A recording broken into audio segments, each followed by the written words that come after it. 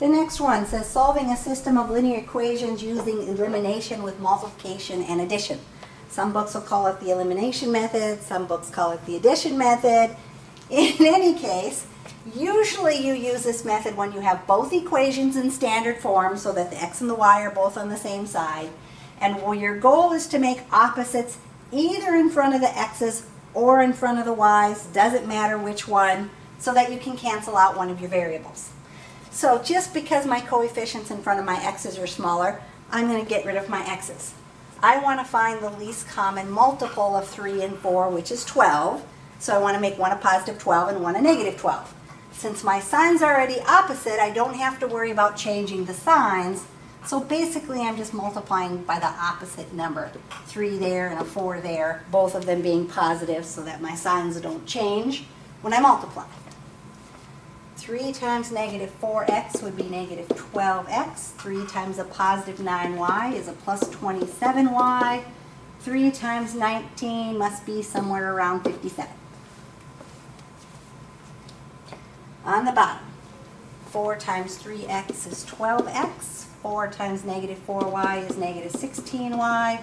4 times negative 17 is negative 68. I now have opposites in front of my x's so that when I add, I eliminate my x's from the equation. 27 minus 16 gives me 11y. 57 minus 68 is negative 11.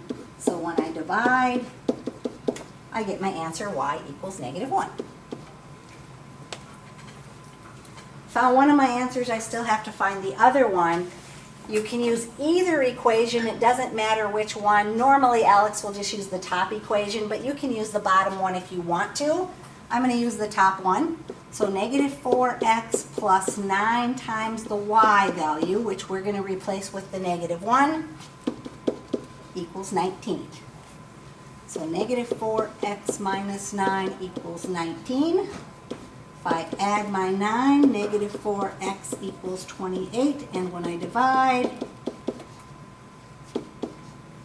x equals negative 7. Same thing on our other system of equations. If I really want to check my answer, I can substitute it into the opposite equation that I used here. So 3 times negative 7 would be negative 21. Negative 4 times negative 1 is a positive 4. Negative 21 plus 4, sure enough, is negative 17. So I know I did it correctly.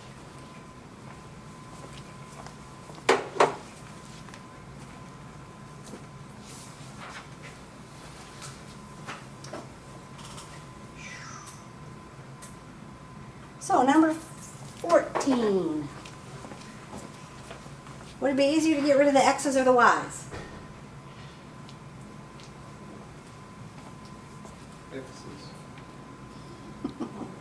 I think it'd be easier to get rid of the y's. Why do I think that the y's would be easier? Because 3 divides into 6 evenly, and then I only have to multiply one equation times something instead of both of them. Not that it wouldn't work to do the x's, but it's less work if I just take the top equation times negative 2, because then I already have an opposite of negative 6 in front of my y, and then I have less work to do. So negative 8x minus 6y equals negative 2. The bottom equation I'm just going to leave alone. 7x plus 6y equals 7. Otherwise, if I was going to get rid of the x's, I'd have to take the top equation times 7. The bottom equation, I'd want my sign to be negative, so I'd use a negative 4. So I had 28 and negative 28. Solving.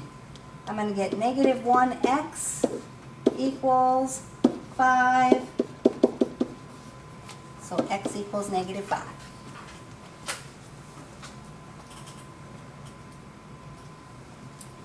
Plugging that into my top equation, 4 times my x value of negative 5 plus 3 times my y value, which I don't know, equals 1. So negative 20 plus 3y equals 1. I'm going to add my 20 when I move it over. So 3y equals 21, and if I divide, y ends up being equal to 7.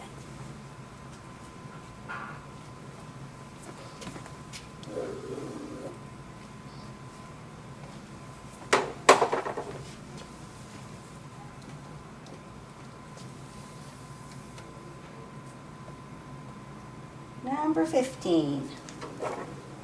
That one doesn't look like either the x's or the y's would be much different. You want to get rid of the x's or the y's. X's, okay, so we're going to take our top equation times 5 and our bottom equation times 4. Again, these already have opposite signs, so both of those will be positive on the outside.